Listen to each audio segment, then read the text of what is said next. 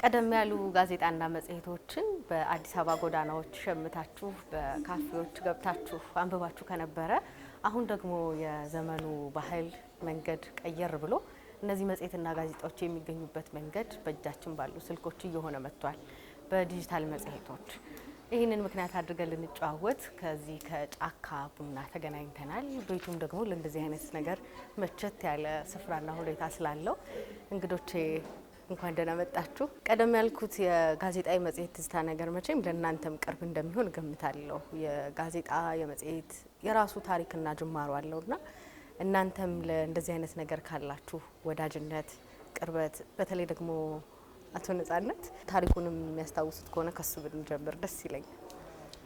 በአጋጣሚ የኔ ቤተሰብ ለስነ ጽሁፍ ቅርብ ነበር እና ቤታችን ውስጥ ጋዜጣ አይጠፋም። አሁን የግል ጋዜጣዎች ሳይመሰረቱ በፊት ቤታችን ውስጥ አዲስ ዘመን ጋዜጣ፣ የዛሬቱ ኢትዮጵያ ይመጡ ነበር በየጊዜው። መጽሐፍ እንደ ልብ ነው። ስለዚህ የማንበብ ባህል ከልጅነት ጀምሮ እንዲኖረን መጽሐፉ አስተዋጽኦ ያደርጋል። አብሮ ደግሞ ጋዜጣ ላይ የምናነባቸው የተለያዩ ታሪኮች ጭምር ለእያንዳንዳችን ለቤተሰባዊ እድገት ትልቅ አስተዋጽኦ ያደርጋል። ከዛ በኋላ የሚመጡት ጋዜጦች አሁን በሙያው ላይ ስንሰማራ ጋዜጣ እየመረጥን የትኛውን ባነብ ነው የበለጠ የምፈልገውን ነገር የማገኘው የሚለውን ለመምረጥ ደግሞ ከእያንዳንዱ ጋዜጣ ላይ ክሪቲካል በሆነ መንገድ የማየት ይሄኛው ጋዜጣ ነው የበለጠ ለእኔ መረጃ የሚሰጠኝ የሚለውን ይሄኛው መጽሔት ነው ለእኔ በደንብ ላነበው የሚገባኝ ብዬ እንድመርጥ አድርጎኛልና ያም እጃችን ላይ መጽሔቱ እየመጣ እያየ ነው፣ ወር እየጠበቅን ነው። መጽሔቱን ካላገኘን አላገኘንም ነው ወይ ጋዜጣውን ካመለጠን አመለጠን ነው። ግን ከበፊት ከልጅነት ጀምሮ ይሄ ጥሩ ኤክስፒሪየንስ አለ። አሁንም ስራ ላይ ከተሰማራ በኋላ ስራዬ ከዚህ ጋር ስለሚያያዝ በጣም ቅርብ ነኝ። ደግሞ ወደ ወጣቶቹ ልምጣና በእነሻችን ላይ እንዳልነው ጋዜጣ የራሱ የሆነ ታሪክ ስላለው እናንተም ደግሞ በልጅነትም ቢሆን የምታስታውሷቸው ከጋዜጣ ጋር የተለየ ወዳጅነት ከነበረ ጋዜጦችን ቶሎ ቶሎ የማግኘት እድል አልነበረኝም። ክፍለ ሀገር ስለሆነ ያደግኩትና የተወሰኑ የሚባሉትን ያነበብኳቸውን ጋዜጦች ያገኘኋቸው በየሰው ቤት ግድግዳ ላይ በሙቅ ተለጥፈው ነውና የሚታወሱ ይዘት ያላቸው ጋዜጦችን እንደዛ ነበር የምናገኘው። የግጥም ሰዎች ግጥም የሚላላኩትን ደብዳቤ የሚላላኩትን አንዳንድ ጊዜ ልቦለዶችን ክፍል ያላቸው ልቦለዶች ሁሉ ነበሩ። ግን ጋዜጦችን የምናገኘው እንደዛ ግድግዳዎች ላይ ተለጥፈው ነው ብዙ ጊዜ ማስታወሰው። መጽሔቶችን ግን የሴቶች ጸጉር ቤት መጽሐፍ የምንከራይባቸው ሱቆች ውስጥ እናገኘ ነበርና ብዙ መጽሔቶች ነበሩ።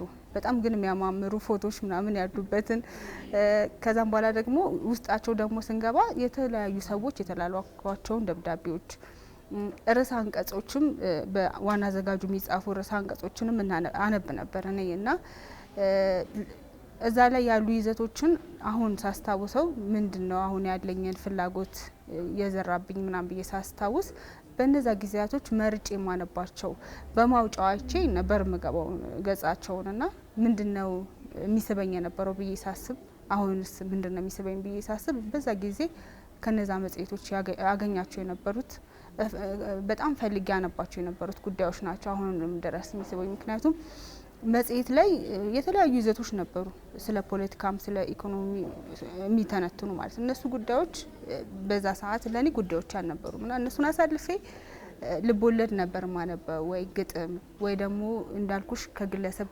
የሚመላለሱ ደብዳቤዎችን ዘፈን ግብዣም ነበረ እዛ ላይ። ብቻ አሁን ጥሩ የኪነ ጥበብ ይዘት የነበራቸው መጽሔቶች ነበሩና በዛ ጊዜ ያነበብኳቸው ነገሮች አሁንም ድረስ ተከትለውኛል ብዬ አስባለሁ። ስርዓት የተለየ በስም የምትጠቅሳቸው የምታስታውሳቸው መጽሔት ጋዜጦችም ከነበሩ? በእርግጥ ሩት እንዳለችው የሆነ ሰዓት ላይ ፋሽን ሆኖ ነበር ቤትን በጋዜጣ ማስዋብ ምናምን ነገርና የጋዜጣው ላይ የወጣ ፎቶ ካለ ርዕሰ አንቀጹ ቦልድ ሆኖ ምናምን ይስባል። ከዛ በዘለለ ደግሞ ደብተራችንን የምንለብደው በጋዜጣ ነበር። እዛ የኳስ ተጫዋች ፎቶ ላይ ጥርሳቸው ላይ መቸክቸክ ምናምን ነገር ነበርና የሴቶች ጸጉር ቤት ብቻ ሳይሆን የወንዶች ጸጉር ቤትም መጽሔቶችና ጋዜጦች ስፔሻሊ የስፖርት ተኮር የሆኑ ነገሮች ይቀመጡ ነበር። እንደዛ እንደው ማስታውሰው አሁን የማን ቤት እንደሆነ አሁን አላስታውስም፣ ግን ሰፈር ውስጥ አንድ ቤት ሰላምታ መጽሔት ነበረ እና እዛ ሴት ደስ የሚለኝ እሱን መግለጥ ነው። እንትኑ የምታስታውሱት ከሆነ ሁለቱም ፔጅ ፎቶ ምናምን ይኖራል፣ ማስታወቂያ የሚኖርበት ፓርት ፎቶ በጣም ሃይ ኳሊቲ ነው ምናምን ነገርና እንደዛ አለ። የትኛው ጋዜጣ እንደሆነ አላስታውስም። ደግሞ የቃላት ጨዋታ ሰንጠረዥ ምናምን ነገር ይኖረዋልና በጣም ደስ ይለኝ ነበር እሱን መስራት እንደዚህና ያ እንደዛ ነው። እኛ ቤት እንኳን ብዙም አይገዛም ነበር፣ ግን ሰማው የሚመጡ መጽሔቶች ነበሩ እንደዚህ ከየመስሪያ ቤቱ። ቴሌ ራሱ የሆነ ወራዊ መጽሔት ነበረው መሰለኝ። ከዛ ውጪ ደግሞ ብሔራዊ ቤተ መዛግብት ኤጀንሲ ራሱ ክፍል ነበረው የመጽሔትና የጋዜጣ ክፍልና ቅዳሜ ከጓደኞቻችን ጋር እየሄድን እዛ የድሮ መጽሔቶችን እያወጣን ቅድም ሩት እንዳለችው አሁን ወግ ኤፍሬም እንዳለ የሚጽፈው ይገርመኝ ነበር። ስሙኝማ ይላል እያነበብን ስሙኝማ ሲል ደስ የሚሉ ነበሩና አይ ቲንክ የጋዜጣው የወረቀቱ ከዛ ከደብተር መለበዱ ጀምሮ ጀትም መርከብም እየሰራሽበት ከዛ ጀምሮ የመጣ ነው። አሁን ሲጠፋም በዛው ልክ ፌድ አውት አድርጓል። ከማንበብ ጀምሮ ሪሳይክል እስከማድረግ ነው ሄደ ነበር። ሪሳይክል እስከማድረግ ሂደት ነበር። ልክ ነሽ። እንደሚታወቀው የጋዜጠኝነት ሙያ ዓለም ላይ ከጀመረ በኋላ ከዚያም ወደኛ ሀገር ከመጣ በኋላ የምንጠቀመው በተለያየ መጠን ሳይዝ ማለት ነው የሚታተሙ የተለያዩ ጋዜጦች እያነበብን መጽሔትም ልክ እንደዛ በተለያየ ቅርጽ እየታተሙ ስንጠቀምባቸው ቆይተናል። ይሄ መጽሔትና ለዜና የሚቀርብ ለሕዝብ የሚቀርብ ብቻ ሳይሆን በተለያዩ መስሪያ ቤቶችም የሚቀርቡ መጽሔቶችና ጋዜጦች አሉ። በተለይ አሁን ከ1980ዎቹ እንደ አውሮፓ አቆጣጠር ኢንተርኔት ቴክኖሎጂ ሲያድግ አብሮት የመጡ ተጨማሪ አፕሊኬሽኖች በተለይ ዌብ 2.0 የሚባለው ቴክኖሎጂ በዓለም ላይ ይዞት ከመጣው ትልቅ እድል በመነሳት ከተፈጠሩት እድሎች በተለይ ለሚዲያው ከተፈጠሩት ጥሩ እድሎች እነዚህን ኤሌክትሮኒክ መጽሔቶች፣ ኤሌክትሮኒክ ጋዜጦች እኛ ኢማጋዚን፣ ኢኒውስፔፐር፣ ኢኒውስሌተር የምንላቸው ወደ ህዝብ እንዲቀርቡ እድሉን ከፍቷል። በተለይ ደግሞ መጀመሪያ አካባቢ ይታተሙ የነበሩ ጋዜጦችና መጽሔቶች ህትመቶቻቸውን በፒዲኤፍ እያደረጉ እና በሌሎችም ፒዲኤፍን በሚመስሉ አማራጮች እያደረጉ ለአንባቢያን በዌብሳይታቸው ከነት ያቀርቡ ነበር። ነገር ግን የአፕሊኬሽኖች መፈጠር አብሮት ደግሞ የሞባይል ቴክኖሎጂ እያደገ መሄድ ኤሌክትሮኒክ መጽሔቶችን እና ጋዜጦችን በብዛት ለህዝብ ለማድረስ አስችሏል። ስለዚህ ምን መጣ? አሁን ልክ የኤሌክትሮኒክ ሚዲያው ሚኒስትሪ ሚዲያ ላይ ያለው የቴሌቪዥን የሬዲዮ ወደ ዲጂታል እንደመጣ ሁሉ አስቀድሞ በመምጣት ረገድ ይሄ ትልቅ በር ከፍቷል። በቀላሉ አዘጋጅቶ ለህዝብ ማቅረብ ስለሚቻል ማለት ነው እና ያላቸውን ጋዜጣና መጽሔት በኤሌክትሮኒክ ፎርማት ወደ ህዝብ ማድረስ ተጀምሯል። ይሄ በተለይ ደግሞ ከ2010 በኋላ የዚህ የሞባይልና ዲጂታል ካደገ በኋላ ጋዜጦችና መጽሔቶች ሰብስክራይብ አድርገው ሸጠው ከሚያገኙት ገንዘብ በተጨማሪ ዲጂታል ቅጃቸውን ጭምር ሰብስክራይብ እያደረጉ በጣም በርካታ አንባቢ እንዲያፈሩ እድል ፈጥሯል። ይሄ ምን ማለት ነው? በ5000 በ10000 ቅጂ ይታተም የነበረው መጽሔት አሁን ከዛ በላይም በሆነ መጠን ለህዝብ እንዲደርስ ትልቅ አስተዋጽኦ አድርጓልና በአብዛኛው አመጣጡ ይሄን ይመስላል። አሁን ያለበት ደረጃም ይሄን ይመስላል። አሁን ደግሞ ፊት ለፊታችን ላይና በቅርብ ቴክኖሎጂን የተቀላቀለው የአርቲፊሻል ኢንተለጀንስ የሰው ሰራሽ አስተውሎት የሚባለው ለነዚህ መጽሔቶችና ጋዜጦች በስፋፋት ትልቅ አስተዋጽኦ እያደረገ ነው። ከይዘት ምንጭነት ሀሳብ ማቅረቢያ የተለያዩ መንገዶችን ከመፍጠር አኳያ እና ደግሞ ዳታ አናሊሲስ የሚባለውን ይሄ ዳታ የመረጃ ትንተናንም ጭምር በማቅረብ ረገድ በጣም ትልቅ አስተዋጽኦ አድርጓል። በነገራችን ላይ ለዜና መጽሔቶችና ጋዜጦች ብቻ ሳይሆን በተለያየ መስክ በተለያየ ሙያ ላይ ያሉ ሰዎች በፋይናንስ፣ በቢዝነስ፣ በጤና፣ ኢቨን በኮስሞቲክስ፣ በፋሽን እና በመሳሰሉት መስኮች በጣም በርካታ ዲጂታል መጽሔቶችና ጋዜጦች አሁን በዓለም ላይ በስፋት እያገለገሉ ይገኛሉና መነሻቸውና አመጣጣቸው ባጭሩ ይህን ይመስላል። እውነት ለመናገር እነዚህ የህትመት ነገሮች በብዛትም በፍላጎትም ቀዝቀዝ እያሉ የመጡ ይመስላሉ። ጋዜጦችን ታትመው መጽሔቶችን ታትመው ማግኘት በተለይ መጽሔት ይመስለኛል። እናንተ ታዲያ ይሄ ነገር ቆጭቷችሁ ተቆርቆራችሁ እነዚህን ወደ መመለስ አስባችሁ ጀመራችሁት ወይስ ደግሞ ዘመኑ በፈጠረው ነገር ዘመኑ በሰጠን አማራጭ ይሄን ነገር እናምጣው ብላችሁ ተነሳችሁ? ባይራንም መዲናንም ባይራን ለ6 ወር ጋዜጠኝነት ሰርተናል ነበርና አብዛኛው እዛ ውስጥ ያለው ጓደኛሞቹ ተማሪዎቹ መጽሐፍ ነው የሚያዝናናን። ስለዚህ ይሄን ጉዳይ ለምንድን ነው አንደኛ እኛ ሀሳባችንን እንገልጻለን፣ ሁለተኛ ለሌሎችም መንገድ ይሆናል። ያን ጽሁፋቸውን ለሰዎች ከፌስቡክም ከቴሌግራምም በተሻለና በተደራጀ መልኩ ሰዎች ጽሁፋቸውን እንዲያቀርቡ ለአንባቢዎቻቸው አንደኛ መንገድ እንሆናለን በሚል ነው የጀመርነው። ጓደኛሞች ሆነን ራት ያለው ጽሁፍና ይዘት ይዘን እንመጣለን ወይ የሚል ነበር የመጀመሪያ ረጅም ጊዜ ወሰደብን። ማንስ ይቀጥላል ከኛ ጋር ጽሁፎችን ማደራጀት፣ ኤዲት ማድረግ፣ ግራፊክስ መስራት ምናምኑ ቀላል ነበረ ላይ። ከዛ አሁን ጥሩ ነው ያለው። ስንተኛ ቅጽ ደረሰ ባይራ? ቅጽ 1 ሆኖ 10ኛ ቁጥር 10 መዲናስ? መዲናም እንደዛው ነው። አይ ቲንክ ተመሳሳይ አካባቢ ነው የወጣ ነውና እኔ ሰርፕራይዝ ዶኛለሁ።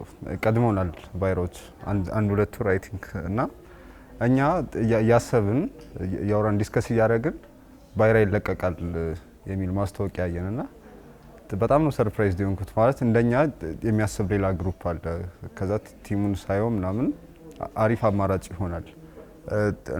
ላይክ እንደ ጥያቄሽን በእርግጥ አዎ ላይክ መነሻችን የነበረው እንደ ባይሮች የኛም እንትን 30ዎቹ የሚል መጽሐፍ ጀርመን ባህል ማዕከል አሳትሞ ነበርና እዛ ውስጥ ከነበርነው 30ዎቹ መሀል 5ታችን ዲስከስ እናደርግ ተመሳሳይ ፍላጎት ኖሮን ዲስከስ እናደርግ ከ5ታችን ደግሞ 2ታችን እንደዚህ ፕላትፎርም የማዘጋጀት ፍላጎት ነበረን። ከዛ በፊት ካየሽ ሌሎች ዲጂታል መጽሔቶች ነበሩ። አዎ ቃላትን አስታውሳለሁ። ከዛ ቃላት በጣም ነበረ። ቀደም ብሎ ደግሞ አንድምታም ይነሳል ነገሩ እሱ በዌብሳይት ነበር የነበረው። ግን ተቀራራቢ አይነት አንደኛ ኪነ ጥበብ መሆናቸው ያቀራረባቸዋል። ከዛ ግን ተከታትላችሁ መጣችሁ። አዎ እሱን እኮ ነው የምልሽ። እንትንም አጤሬራ የሚባልም ነበረ ፌስቡክ ላይ የሚጻፉ ጽሁፎችን በጣም አሪፍ ነበር። እኔ የሚል አስታውሳለሁ። አዎ እየተጀመሩ ይቆማሉ። እና የኛም ሀሳብ የነበረው እንጽፋለን። ከዛ ምንጽፈው ግን የት ነው? ፌስቡክ ላይ ነው። እኛ ብቻ ሳንሆን አሁን ላይ ትንሽ ከኛ ሲኒየር የሆኑትም ጋዜጣ ላይ የሚጽፉትም መጽሔት ላይ የሚጽፉትም የጻፉት ስለማይነበብ ፌስቡክ ላይ ኮፒ ፔስት አድርገው ያመጡታል።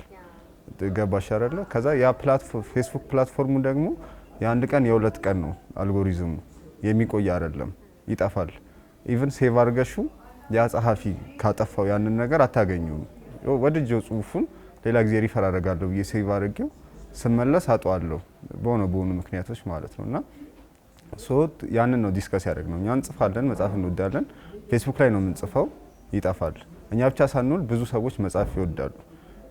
ፌስቡክ ደግሞ ፕላትፎርሙ እንዳልኩሽ ብዙ ፎሎወር ላለው ነው የሚያደላው፣ ብዙ ኢንጌጅ ለሚያደርግ ነው የሚያደላው እንጂ ኮንቴንትሽ ጥሩ ነው መጥፎ ነው ብሎ አይደለም አልጎሪዝሙ ማለት ነው። እንደዛው ሌሎችም አልጎሪዝሙ ሶሻል ሚዲያ ላይ ፕላትፎርሞቹ እንደዛ ናቸውና ስለዚህ እኛው እኛ የምናመጣው ሚዲየም መጽሔት ዲጂታል መጽሔቱ ለኛም መጻፊያ መማሪያ ይሆነናል። ለሌሎችም ከአማተር እስከ ሲኒየር ላሉ ሰዎች ደግሞ መሞከሪያ ይሆናል እና እዛ ላይ የሚመጡ ጽሁፎች ላይክ መቀመጥ ይችላሉ፣ ተፈልጎ መገኘት ይችላሉ።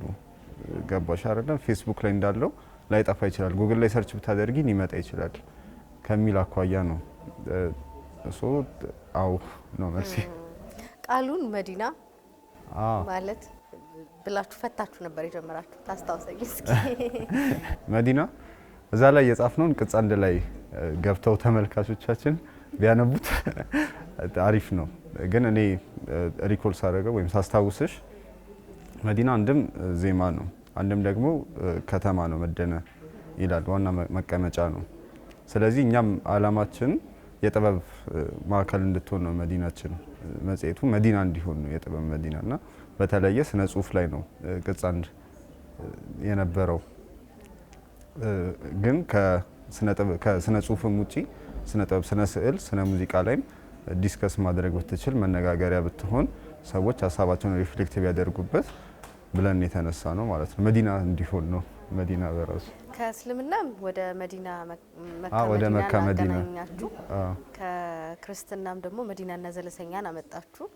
ከሙዚቃም ብቻ ከሁሉም መዲናን ማዕከል እንድትሆን አላማችን እሱ። ባይር ሀሳብ ምን ማለት ነው? የአርባ ምንጭ ልጅ ነው ያወጣልን፣ ታላላቆች ነው። ጋዜጣ የመጽሔት ጊዜዎችን እናስታውሳለን። ብዙ ጊዜ ወቅታዊ ነገሮችን የምንሰማበት መረጃ ትኩስ ሆኖ የሚደርስበት ነበረ። አሁንስ ያሉትን እነዚህን ዲጂታል መጽሔቶች እንዴት ተመለከቷቸው? ወጣቶቹን ተማሪዎችም ነበሩ ከእርስዎ ጋር። ዲጂታል መጽሔቶች የጋዜጠኝነት ፍቅር ላላቸው፣ የስነ ጽሁፍ ፍቅር ላላቸው፣ መስራት አቅም ያላቸው እና ውስጣቸው ያለውን አመለካከት፣ ፍላጎት፣ አቅም፣ ችሎታ ማውጣት ለሚችሉ ወጣቶች እና ሌሎችም ትልቅ እድልን ይዞ የመጣ ነው። አሁን ከተማሩ በኋላ ይህንን ሚዲያ ምንነቱን ካወቁ በኋላ መደበኛ ሚዲያዎች ላይ ተቀጥረን እንስራ ቢሉ ያለው እድል ጠባብ ነው። ይህንን ብሬክ ያደረገና ወደ አንድ ተጨማሪ ፕላትፎርም የሚዲያ አይነት ነው ይዟቸው የመጣው። ይሄ ምን ማለት ነው? ማተሚያ ቤት ሄደው ከሚያሳትሙ ይልቅ በጣም ውስብስብ የሆነ ቴክኖሎጂ ከሚጠቀሙ ይልቅ በጥቂት የሰው ኃይል ነገር ግን በጣም ጠንካራ በሆነ ኤዲቶሪያል ፖሊሲ የሚመራ እንዲኖር የማድረግ አቅምን ፈጥሯል። በፊት ያለውን ሚዲያ ነበር ጋዜጣ፣ መጽሔትም ሌላም አውጥቶ በዲጂታል ፎርም ለአንባቢያን ያቀርባል። ይሄ ግን አስበውበት ይሁነኝ ብለው ይህንን ያለኝን አቅም ላውጣበት ብለው የሚሰባሰቡ ወጣቶች በራሳቸው መንገድ ወደ ሚዲያ የፈጠሩበት ትልቅ እድል ነው ዲጂታል ሚዲያው። ዲናም ባይራም አሁን የጠቀሳቸዋቸው ቃላትና ሌሎችም ውስጣቸው ያለው ኮንቴንት ይዘቱ ቢመዘን በመደበኛው ሚዲያ ላይ የማናገኛቸውን ነገሮች ነው በጣም በዝርዝር ይዘው የመጡት። እዛ ላይ እናውጣ ቢሉ ሊወጣበት የሚችለው ኮስት የሚያገኙት የአምድ መጠን ምናምን አነስተኛ ነው። ከስንት ሰው ጋር ተወዳድረው ነው ሊያወጡ የሚችሉት። ይሄ ግን የራሳቸው ነው፣ የራሳቸው አመለካከት ነው፣ የራሳቸው ጽሁፍ ነው፣ የራሳቸው ፈጠራ ነው። ብዙ አናሊሲስ የሚሰሩባቸው ስራዎች በሙሉ እዛ ላይ ይቀርባሉ። ስለዚህ እድል ፈጥሮላቸዋል። ይሄ ብቻ አይደለም። መጽሔት ቢታተም ተነቦ ጠረጴዛ ስር ይቀመጣል፣ ሸልፍ ላይ ይቀመጣል፣ ወይም ሌላ ጉዳይ ይውላል፣ ወይም እንደተባለው የደብተር መደርደሪያም ሊሆን ይችላል። ዲጂታል ሚዲያ ግን እጅ ላይ ባለ ቴክኖሎጂ አማካኝነት በቀላሉ ሰው አስቀምጦ በፈለገ ጊዜ ሊያነበው የሚችለው ነው። ሌላም ደግሞ ከዚህ በተጨማሪ እነዚህ ልጆች ይሄ መጽሔት ያዘጋጁ እንጂ ለምን ያህል ሺህ ሰው ለምን ያህል 100 ሺህ ሰው እንደደረሰ አያውቁትም። ብዙ ሰው ነው እየተቀባበለ ይህንን ሚዲያ በመላው ዓለም የሚያነበው የሚማርበት ማለት ነው።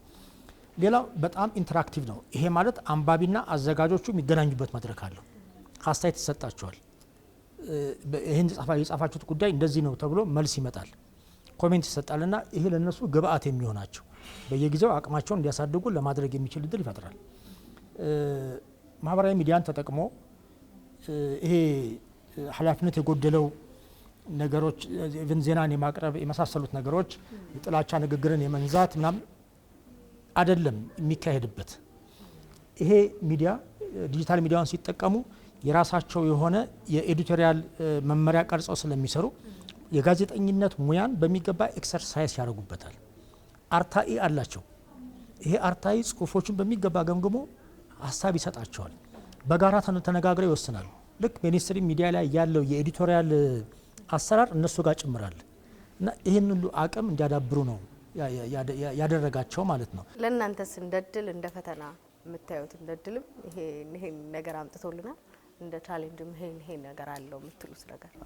እድል በጠቅላላው ላድርገውና አሁን ጋሺ ሲያወሩ የመጣልኝም ሀሳብ ለምሳሌ የድሮ መጽሔት ብሌን መጽሔት ቅጽ 8ን ብፈልገው ፈልጌው ስለነበር ማለት ነው ማግኘት አትችም። በጣም አስቸጋሪ ነው የሚሆነው በሃርድ ኮፒ ፕሪንት ሊሚትድ ኤዲሽን ስለነበረ ማለት ነው። ማለትም በአንድ ጊዜ የሚታተመው ለገበያ ስለሆነ 3000 እትም ሊሆን ይችላል ወይ 5000 ሊሆን ይችላል። ያ ተሽጦ ካለቀ በኋላ አሳታሚው ጋር ላይቀመጥ ይችላል። ከዛ ደግሞ ተቀዶ ተቃጥሎ ሊጠፋ ይችላል ከሰዎች እጅ። እንዳልነው ደግሞ ደብተር መለበጃም ሆኖ ይጠፋልና ከታተመ ከአመታት በኋላ የማግኘት እድሉ ዝቅተኛ ነው። ምናልባት ብሔራዊ ቤተ መዛግብት 3 ቅጂ ስለሚቀመጥ እዛ ከተገኘ ማለት ነው እንጂ የመገኘት እድሉ ዝቅተኛ ነው። ነገር ግን ዲጂታል መሆኑ ወይም ደግሞ በኢንተርኔት በድረገጽ መቀመጡ በቀላሉ መገኘት ይችላል። ኢንተርኔት ላይ የተጫለ ነገር አይጠፋም፣ ጠፍቶ አይጠፋም። ቢደለትም አይጠፋም፣ ይገኛልና ለታሪክም ለማመሰከሪያም ይቀመጣል ማለት ነው። ሰነድ ሆኖ መቀመጥ ይችላል።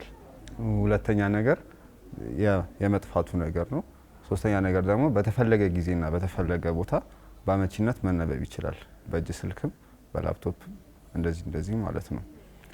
እነዚህ እድሎች ናቸው። ሌላኛው እድል ደግሞ በጣም አሪፉ እድል የገጽና የቃላት ገደብ አይቀመጥም። ገባሽ አይደለ? አሁን ለምሳሌ የኛ ከሱ ጋር ተያይዞ እንደውም ካነበቧችሁ ከሰማሁት አስተያየት ምን ነው ሰሰቱ የህትመት እንኳን ገደብ የለባቸውም በርከት ቢያደርጉት። እኛ ግን አሁን በተቃራኒው ነው። ቢታተም እኮ መጽሐፍ ይበልጣል ተብለናል። አሁን እኛና አንዳንዴ በልክም ባይሆን ጥሩ ነው ተገኘ ተብሎ፣ ግን አሪፍነቱም እሱ ነው። አሁን ለምሳሌ መዲና ላይ ቤት ለእንግዳ የሚባል አምድ አለን። ሰው ቃለ መጠይቅ የምናደርግበት የምንጫወትበትና እሱ ትራንስክራይብ ተደርጎ የሚቀርብበት ነውና ገደብ ቢኖረው 30 ደቂቃ ሲሞላ በቃ እንግዲህ ከ200 ቃላት ወይም ከ2000 ቃላት አልፈናል እግዚአብሔር ይስጥልን ምናምን ብለሽ ነው የምትለያዩ። ግን ገደብ ስለሌለው እስከ ማታም እስከ ነገም ጨዋታችን እስኪያልቅ ድረስ እንቆይና ትራንስክራይብ ስናደርገው 30 40 ፔጅ ሊወጣው ይችላል። ያንን እንዳለን እናስቀምጠዋለን ማለት ነው። ያ ነገር ተቆርጦ የሚቀር ሀሳብ አይኖርም። የሚጋበዘው እንግዳ አይሳቀቅም። ባጭሩ ላስቀምጠው ሀሳቤን ይሄ ነገር ይበዛ ይሆን የሚለው ነገር ይቀራል ማለት ነው። ሶ ገጽ በጣም ጥሩ ነገር። ሌላው ደግሞ ፎቶ እየጨረስኩብሽ ነው። ችግር የለውም ቀጥል። የምስል የመጠቀም ነጻነትሽ ብዙ ነው እና በጥሩ ጥራት መጠቀም ትችያለሽ። ገብቶሻል። ለአስረጅነት የምታስቀምጫቸው ምስሎች ለምሳሌ የፎቶግራፈርን ታሪክ ባዮግራፊ ከሆነ የምታስቀምጪው ፎቶግራፈሩ ያነሳቸውን ፎቶዎች ታስቀምጫለሽ። በህትመት ሲሆን ብላክ ኤንድ ዋይት ሆኖ ሊቀርብ ይችላል። ፎቶ የሚይዘውን ነገር ላያስተላልፍ ይችላል። እዚህ ጋር ግን በፈለግሽው መጠን በፈለግሽው ቅርጽ እንደፈለግሽ አድርገሽ መጠቀም ትችያለሽ። ሳቢም እንዲሆን ያደርገዋል። ሌላኛው እኛ መጽሔት የምንጠቀምበት ሊንኮች ነው።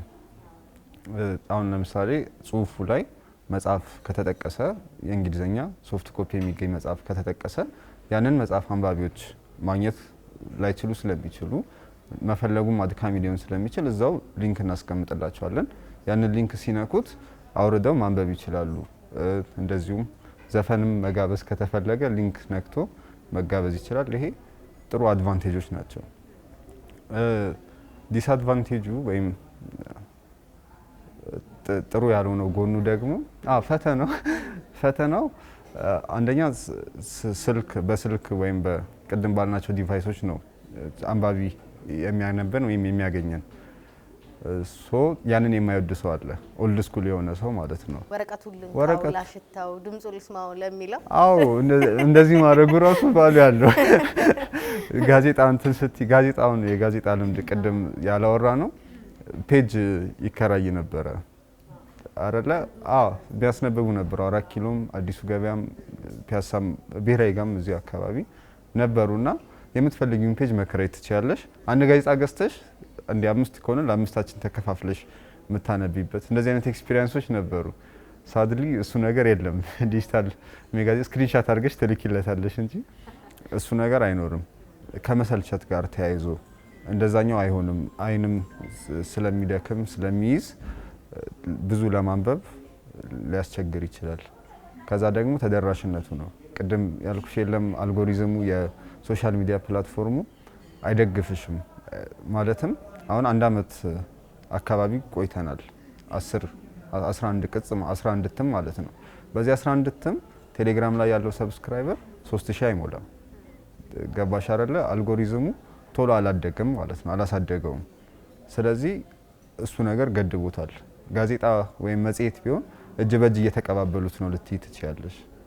ያ ነገር አለው። እንደዚህ የመሰሉ ነገሮች በነፃ ነው እኛም የምናነበው። በቴሌግራም ቻናል ሰብስክራይብ በማድረግ ጆይን በማድረግ ብቻ ይገኛሉ። እናንተም እንዲሁ በነፃ ነው የምትሰሩት። ምንድነው በነፃ የመስራት እንድትሰሩ ያደረጋችሁ ነገር? ምክንያቱም አንድ ነገር እንደዚህ ትውልድ አባልነቴ ላበርክት ነው። አብዛኞቹ ደግሞ አመዷችሁ የምትሰሯቸውም ነገሮች ለስነ ጥበብ ለኪነ ጥበብ የቀረበ ነገር ስለሆነ ወይስ ደግሞ ለዚህ የቀረበ ነገር ለፍላጎታችሁ ስለሆነ ነው?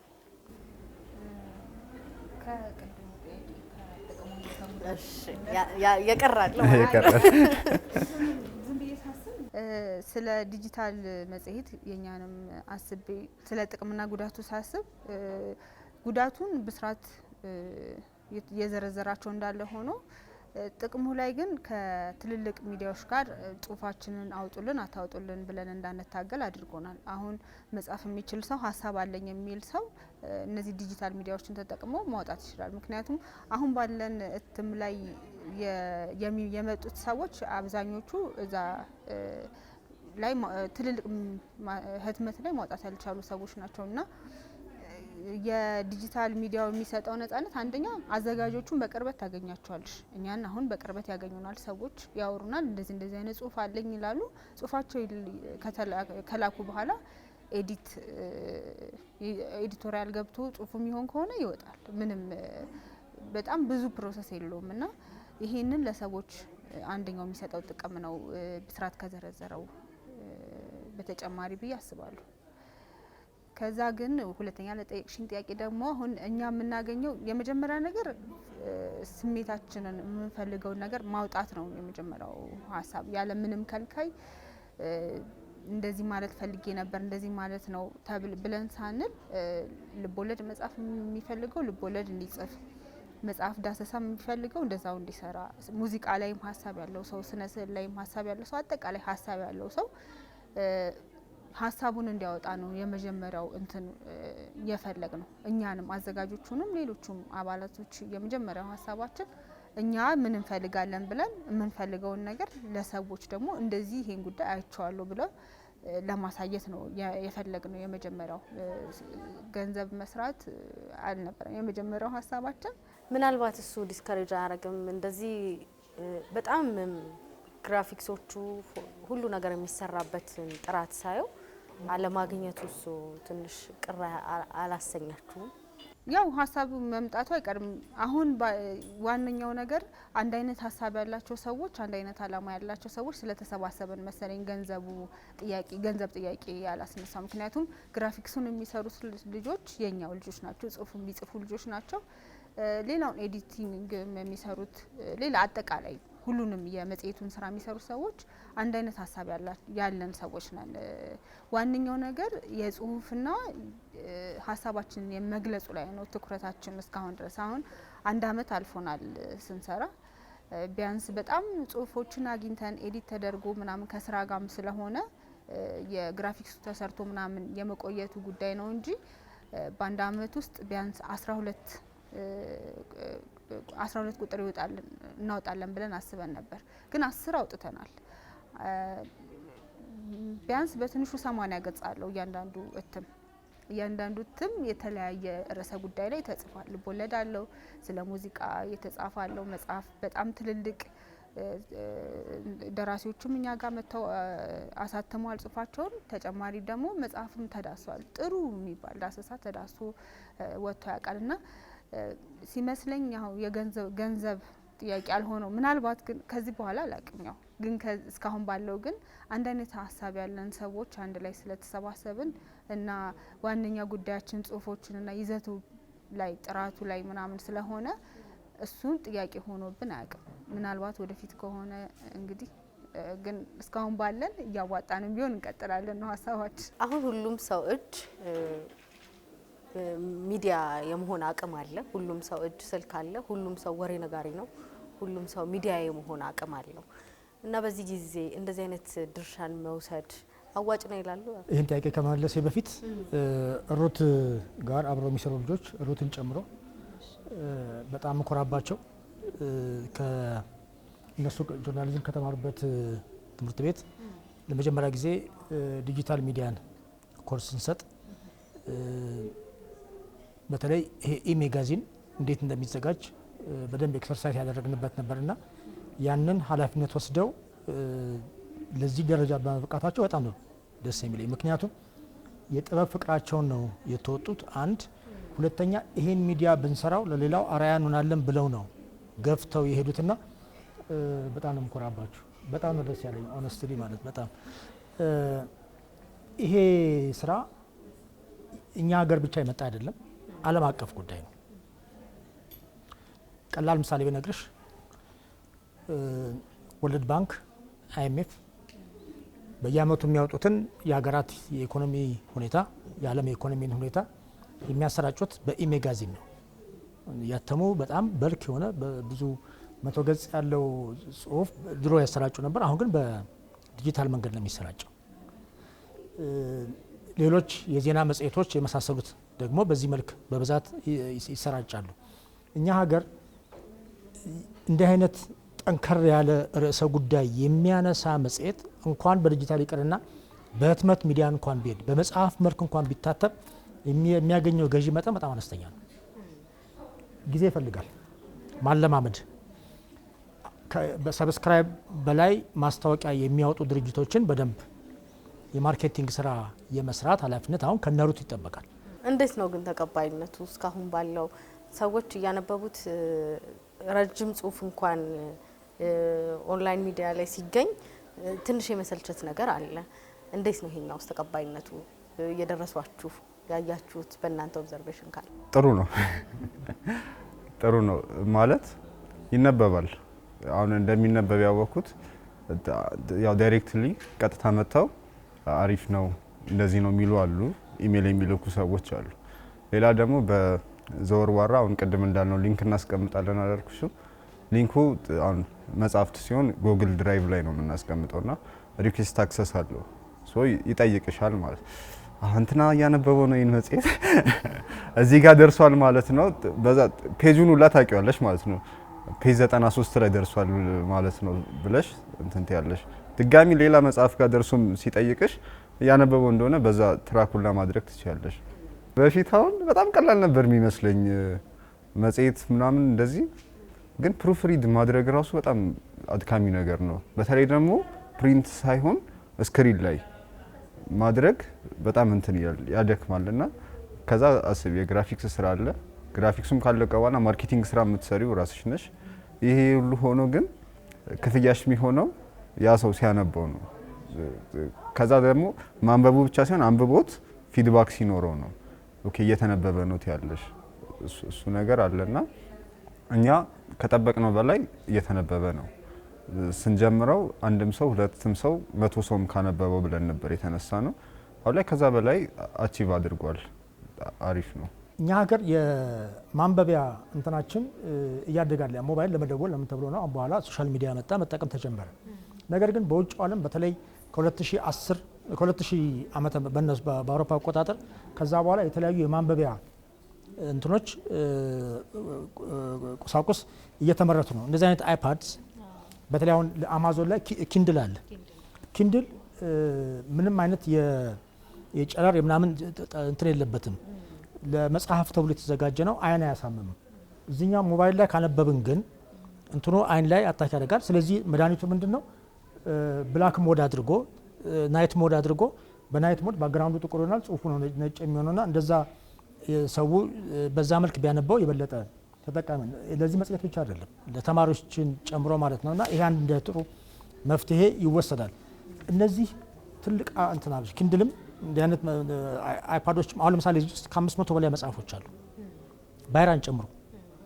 ስለዚህ እነሱን በፈለግን ጊዜ ማንበብ የምንችልባቸው እንትኖች ናቸው የሚፈጠሩት። አትጠብቂም። ለምሳሌ በቃ ትሰራዋለሽ፣ ጽሁፉን ትጽፊዋለሽ፣ ከዛም በኋላ ግራፊክሱ ይሰራል፣ ከዛ ፖስት ይደረጋል፣ ባይራ ወጥቷል ብለሽ ታስተዋውቂያለሽ። ከዛ በቃ ኑሮሽን ነው የምትኖሪ። ከዛ በኋላ የሆነ ቀን የሆነ ሰው እንትን መጽሔት ላይ ባይራ የሚል መጽሔት ላይ አይቼ ጽሁፍሽን ብሎ ያወራሻል እና አትጠብቂውም። ያን ሰው እያየኝ ነው ምናምን ብለሽ አትጠብቂም። ተጨማሪ ደግሞ ለምሳሌ አንቺን ጽሁፍ የሚጠቀሙት ሚዲያዎች አሉ። እንደዚህ አይነቱን ስታይ ምን እንትን እያመጣሁ ነው ማለት ነው፣ ሰዎች ያዩኛል ማለት ነው ብለሽ ታስቢያለሽ። ከዛ ደራሲዎቹ ዳሰሳ የተሰራላቸው ደራሲዎች ወደውት እናገኘዋለን። ለምሳሌ በጣም ሁሉም በሚባል ደረጃ ዳሰሳ የተሰራላቸው ደራሲዎች ወደውት ራሳቸው ገጽ ላይ ደግሞ ያስተዋውቁታል መጽሔቱን ወስደው ማለት እኛ በዚህ መልኩ አይተነዋል ይሄን መጽሔት ብለሽ ስታሳይ ደራሲው ደግሞ አዎ በቃ እንደዚህም ይታያል ምናምን ብሎ ወዶት አንብቦት ስታገኙ ደግሞ ይሄ ትልቅ ቅድም እንዳልኩሽ ለእርካታውም ማለት ነው። አይ ያሳቀኝ አስተያየት ነበረ።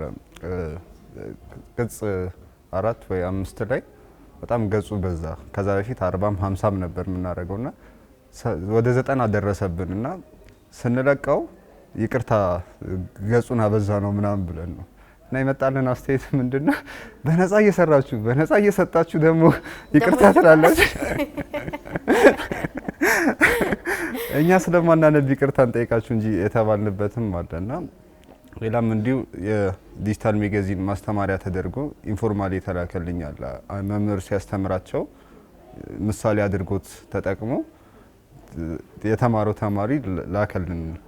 እንደዚህ ተማርንበት እኮ መጽሔታችሁ ምናምን ብሎ እንደዚህ አይነት ነገር በጣም አፕሪሺየት ያደርጋል ከምታስቢ በላይ እና አሁን ለቀጣይ እትም ቅድም ያደክማል አላልኩሽም? ደክሞሽ ተኝተሽ ይሄንን አስተያየት ስትሰሚ ትነሻለሽ ቀጣይ ለመስራትና ለማዘጋጀትና አሪፍ ነው በጣም። ይቅርታ በነገራችን ላይ እኔ ራሴ እዚህ የተቀመጥኩት የጋበዛችሁኝ የጠራችሁኝ እነዚህ ልጆች ጥሩ በመስራታቸው ነው። አንዱ ሪኮግኒሽን ይሄ ነው። አንዱ እውቅና መስጠት ይሄ ነው ማለት በስራቸው ዘልቀዋል። ዘልቀው ሄደው ብዙ እትም ሄደው ለሌላው ጭምር አራያ መሆን የሚችሉበት ዝም ብሎ ይሄ ሐሰተኛ ወሬ ሌላ ምንም ለማህበረሰብ የማይረባ ነገር የሚጽፉ ሰዎች የተከታዮቻቸው ብዛት በጣም በብዙ ሺህ ይሆናሉ። ነገር ግን እነሱ ተስፋ ሳይቆርጡ በዚህ ደረጃ ደርሰው በመብቃታቸው ነው በጣም ለሀገርም ለትውልድም ሊጠቅም የሚችል ነገር ጽፈው የመጡትና ይሄ ራሱ አንዱ እውቅና ነው ለእናንተ። እውነት ልንኮራባችሁ ይገባል። እግረ መንገዴን ቀጣዩን ጥያቄንም ሳትመልሱልኝ አልቀራችሁም። ወቅታዊ የሆኑ ጉዳዮች በጊዜው መጽሔት ጋዜጣ ላይ መለስ ብለን ስናነባቸው ታሪክ ምስክር ይሆናሉ እና እናንተም አሁን የዛን ያህል ይሆናል ይሻገራል ያለው ነገር ብላችሁ ታምናላችሁ ወይ ልላችሁ ነበር። ዘመን ተሻጋሪነት እንትን ነው በቃ እንደ መስፈርት የምናስቀምጠው ነገር ነው። መጀመሪያም ሲጀመር እያንዳንዳችን አባላቱም ሆኑ አመራሮቹ የምናስበው ነገር በሌላም ጉዳይ ያለን አቋም ዘመን ተሻጋሪ ያልሆነ ነገር አናደርግም ነው የመጀመሪያው ሀሳብ። ዘመን ተሻጋሪነት ማለት ዛሬ እኔ የጻፍኩትን ጽሁፍ ዛሬም የሚያነበኝ ወደፊትም የሚያነበው ሰው በራሱ ልክ ሰፍቶ ሊያየኝ ይችላል ወይ ቢያነበው ያን ያክል ስሜት የሚሰጠው ነው ወይ ከዚህኛውም አመት በኋላ ስሜት የሚሰጥ ነው ወይ ብለን እናስባለን መጀመሪያ። ስለዚህ አሁን ጽሁፎችን ስንቀበል የተለያዩ ሰዎች ጽፈው የሚያመጡትን ጽሁፎች ስንቀበል ከአባላቱ ውጪም ሆነ የአባላቱንም ይሄ ጉዳይ የሚያስኬድ ነው ወይ? ቃለ መጠይቆች ለምሳሌ ይመጡና ያን ያክል ከዚህኛው ጊዜ በኋላ ይሄኛው ቃለ መጠይቅ ከዚህኛው ትኩሳት በኋላ ከዚህኛው ወሬ በኋላ የሚቀጥል አይደለም። ስለዚህ አናውጣውም። ይሄኛውም ጽሁፍ በደንብ አልተብላላም ከቆይታ በኋላ የሚረሳ ነገር ነው ምናምን ብለን የምናስባቸውን ነገሮች አናስገባም መጀመሪያውንም። ግን ከዚህኛው በኋላ የተሰሩትን የመጽሐፍ ዳሰሳዎች ግን ያንን መጽሐፍ ያገኘ ሰው አጠቃላይ በዚህኛው መንገድ ይሄኛውን ዳሰሳ ቢያነብ እኩል ነው ከመጽሐፉ እኩል የሚያነሳው ብለን እናስባለን። ዳሰሳዎቹንም ሆነ ሌሎቹንም ጽሁፎች ስለ ግለሰቦችም የጻፍናቸውን ጽሁፎች በደንብ አስበንበት ስለምንጽፋቸው እነዛ ሰዎች በተነሱ ቁጥር እንደ ማስተያያ ሰዎች ሊያዩዋቸው ይችላሉ፣ ታማኝ ናቸው ብለን እናስባለን። ለምሳሌ ስለ ነብይ የጻፍነው ጽሁፍ ነብይ የሞተ ጋዜጠኛ ነብይ የሞተ አካባቢ ነበርና በጣም ብዙ ሰው ነበር ወዶ ሲነግረን የነበረው። ከዛም በኋላ ነብይ ስለ ነብይ ከዚህ በኋላ ትውልድ ማወቅ ቢፈልግ አንድ ማስተያያ ይሆናል። በቂ አይደለም፣ በዛ ጽሁፍ ብቻ የሚገለጽ አይደለም የነብዩ ውለታ፣ ግን ቢያንስ እንደ ማስተያያ የሚታይና ሀሰተኛ አይደለም ቢያንስና ከዚህ በኋላም ያለው እንትን ማጣቀሻ አድርጎ ይወስደዋል ብለን እናስባለን። ቅድም ያልኩሽ ይሄንን ነው። አሁን በፊት ሲጻፉ የነበሩ መጽሔቶች አንብበሽ ራሱ ትዝ ይልሻል እኮ ምን መጽሔት ላይ እንዳነበብሽ፣ ግን የትኛው ቁጥር ላይ እንደሆነ እንዴት መፈለግ እንዳለብሽ አታቂም። መጽሔት አሮጌ መጽሐፍትና አሮጌ መጽሔት የሚፈልጉ ሰዎች ከሄደሽ እስኪ እባክህ እንትን መጽሔትን አምጣልኝ ትይዋለሽ። ብዙ ቅጾች ይኖሩታል፣ ብዙ እትሞች ይኖሩታል። ከዛኛው የትኛው እንደሆነ አታቂም። ይሄኛው አንድ እሱ ነገር ነው። ወደድንም ጠላንም ማጣቀሻ መሆናችን አይቀርም፣ ሪፈር መደረጋችን አይቀርም። እንዳልኩሽ ኢንተርኔት በክፉም አይጠፋም፣ ይቀመጣል።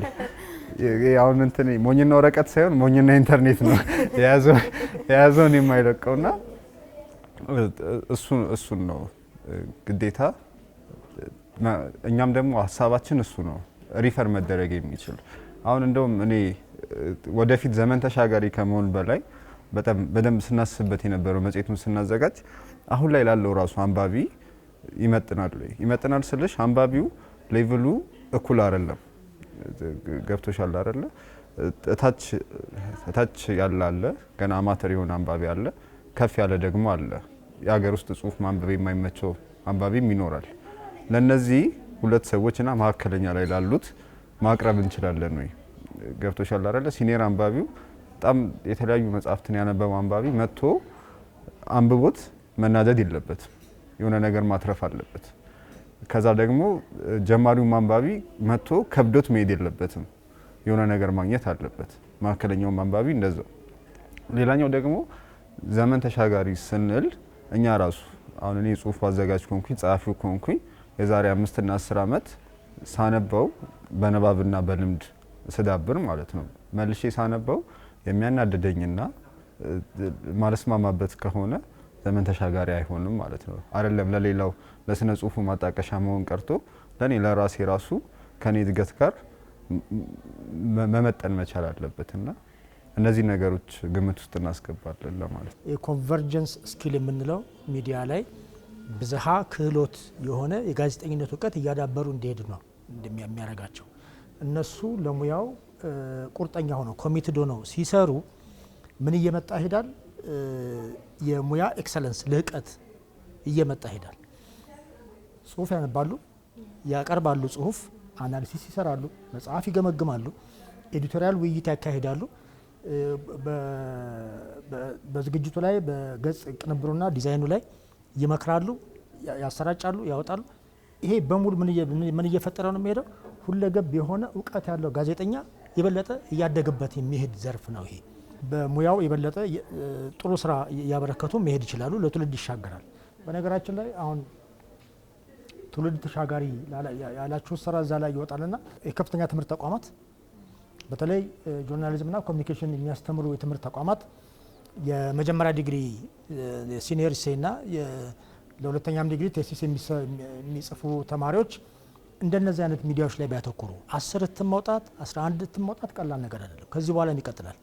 ስለዚህ በዚህ ላይ ቴሲስ ቢሰሩ መመረቂያ ጽሁፎቻቸውን የበለጠ ሙያውን ለነሱ አይደለም ጥቅሙ ለሀገር ነው ለህዝብ ነው የሚሆነውና በዚህ ላይ እየሰሩ ቢሄዱ አንድ። ሁለተኛ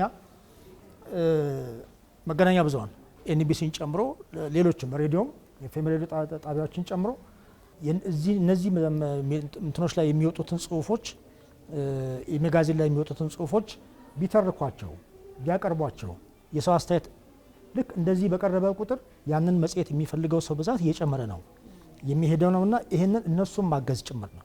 የተለያዩ መስሪያ ቤቶች አሁን በቀላሉ ለመጥቀስ ያህል ብሔራዊ ባንክ የራሱ ድረገጽ ላይ ብሪቱ የሚል መጽሔቱን በየጊዜው ያወጣል። ብሪቱ መጽሔት መውጣት የጀመረው ዛሬ አይደለም፣ ከዛሬ 30 ምናምን ዓመት በፊት ጭምር የነበረ ነው በህትመት ማለት ነውና ዌብሳይት ላይ መውጣቱ እንዲህ አይነት ጥቅም ጭምር ያስገኛልና ሌሎችም አርአያ ልትሆኑ ትችላላችሁ ብዬ አስባለሁ።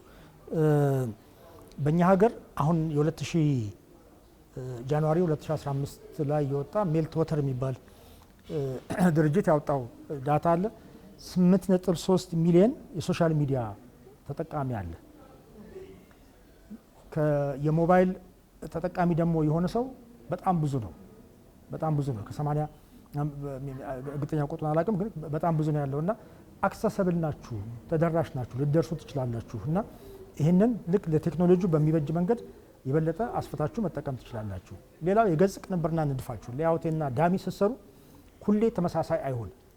ለምሳሌ እናንተ አንድ ኮለም የምትጠቀሙት እንደዛ ከሚሆን ተለዋዋጭ በሆነ ዲዛይን ግራፊክ ዲዛይን በጣም ብዙ እድል ስለሚፈጥር ያንን ጭምር ብትጠቀሙ ሰውን የመሳብ አቅሙ በጣም ከፍተኛ ነው። የበለጠ የምትጠቀሙበት ዲዛይን በጣም ጥሩ ነው፣ ግን ከዚህ የበለጠ መሄድ ይቻላል ብዬ አስባለሁ። በጣም ነው የምናመሰግነው አቶ ነጻነት። ለእናንተም ለሌሎችም ይሄንን ዲጂታል መጽሔት ለመጀመር ለሚያስቡ ሁሉ ከልምድ መንገድ ከመቅደድ እንደ ትልቅ ትምህርት ነው ያገኘ ነው። የምወደው ነገር ድሮ ጋዜጣ ላይ ካርቱን ስዕል ምናምን ትዝ ይላችኋል። በተለይ ፖለቲካል ሳታየር ነበር እንደዛ ነገር የሚሰራው። እሱ ነገር ደስ ይለኝ ነበርና አሁን በጥቂቱም መዲና ላይ እሱን ኤክሰርሳይዝ ለማድረግ ሞከርኩ። ሰንጠረዦችም ጨዋታዎች የቃላት አይቻለሁ አለ እሱም አለ። ካርቱን እንደዛ ሳታየሩ ኮሜዲው ባይሆንም አንዳንድ ጽሁፎች ላይ ለምሳሌ ጋሽ አዳም ረታ ላይ ጽሁፉ ላይ የተጻፈ ሂሳዊ መጣጥፍ ላይ አዳም ረታን በካርቱን ቢኒማዊ ካሪኬቸር ሰርቶልን እሱን አድርገናል። የጋሽ አሌክስንም እንደዚህ አይነት ነገሮች አሉና ስለዚህ ላይክ የግራፊክስ ባለሙያዎችም ጽሁፍ የሚጽፉም ሰዎች ቢያገኙን ቢልኩልን ጽሁፋቸውንም ስራቸውንም እንደዚህ መተባበር እንችላለን፣ አብረን መስራት እንችላለን። ይሄንን ማለት ፈልጋለሁ። መጀመሪያ እንትኑን ባይራን ከጀመረን ምናምን ቆይታ በኋላ ከትንሽ ጊዜ በኋላ ነው መዲናዎች የመጡትና በጣም ደስ ይላሉ እነዚህ ልጆች ምናምን ብለን አግኝተናቸው ነበር። ተገናኝተናል። አዘጋጆቹ አጠቃላይ ተገናኝተን ነበርና የምንወድላቸውን ነግረናቸው ነው የሚወዱልን ነግረውን ተወያይተን ምናምን ተለያይተን ነበርና ሌሎችም ሰዎች አሁን ይሄኛው ጥሩ አማራጭ ይመስለኛል ሀሳባቸውን ለመናገር የሚያስቡትንም የተለያዩ ጉዳዮች ላይ አሁን ብዙ ሰው አስተያየት አለው ስለ ብዙ ነገር እና በጥሩ መንገድም መግለጽ ይችላልና ብዙ ቢኖር ብለን እንመኛለን ሁላችንም። የባይራም የመዲናም ሀሳብ ይመስለኛል ብዙ ቢኖር እኛም ከነሱ የምንወስደው እነሱም ከኛ የሚወስዱት ነገር ይኖራልና ሀሳብ ያላችሁ ሰዎች ጓደኞቻችሁ ጋር ምናምን ሆናችሁ ወደዚህኛው ወደ ዲጂታል ሚዲያው ብንመጣ አቅም ይኖረናል። ብዙ እየሆነ ሲሄድ እኛም ከሌሎቹ እንወዳደራለን። አቅም እየኖረን ጥራት እየኖረን ባህልም እየሆነ ይመጣል። ዲጂታል መጽሔትና አበብ ባህልም እየሆነ ይቀጥላል። ለሌሎችም ምሳሌዎች ነው የምንሆነው። ብዙ ብንሆን ጥሩ ነው እና ወደዚህኛው ተቀላቀሉ ኑ ባካችሁ እንላለን። አንብቡን እላለሁ። የመጀመሪያው ነገር መነበብ ነው። የሚጻፈውም የሚዘጋጀውም ለመነበብ ነው። ከዛ ግን እንደ በልቶ ጠጥቶ ዝም ማለትም ደስ አይልም አይደለ? አስተያየት በኢሜል አድራሻችንም እዛው ቴሌግራም ግሩፕ ላይም ኮሜንት ቢጽፉልን ይደርሰናል። አሁን በተለይ ደግሞ እረፍት ላይ ስለሆነን ቅጽ 2ን ለማዘጋጀት እስካሁን የተሰጡንን አስተያየቶች እያሰብንበት ለቀጣይ ዝግጅት እያደረግን ስለሆነ አስተያየት ቢሰጡን ጥሩ ነው። በተጨማሪ ለባይራ ጽሁፍ መላክ የሚፈልጉ ሰዎች እንዲልኩልንና ከኛ ጋር አብረው እንዲታዩ እኛም በእነሱ እንድንታይ ብለን እንጠይቃለን። እናመሰግናለን። እኔም በጣም አመሰግናለሁኝ። ሌሎች የዲጂታል መጽሔት አማራጮችን በቀላሉ በቴሌግራም ቻናላችሁ ገብታችሁ በነጻ ለማንበብ ከፈለጋችሁ ወደ መዲናም ወደ ባይራም ጎራ ማለት ትችላላችሁ። እዚህ ከጫካ ቡና ተገኝተን ሻይ ቡና እያልን ጥሩ ወግ በእነዚህ በዲጂታል መጽሔቶች ላይ አድርገናል። ስለነበረን ጊዜ ስለተመለከታችሁን በጣም እናመሰግናለን። ሌሎች የኤንቢሲ ዝግጅቶች ይቀጥላሉ።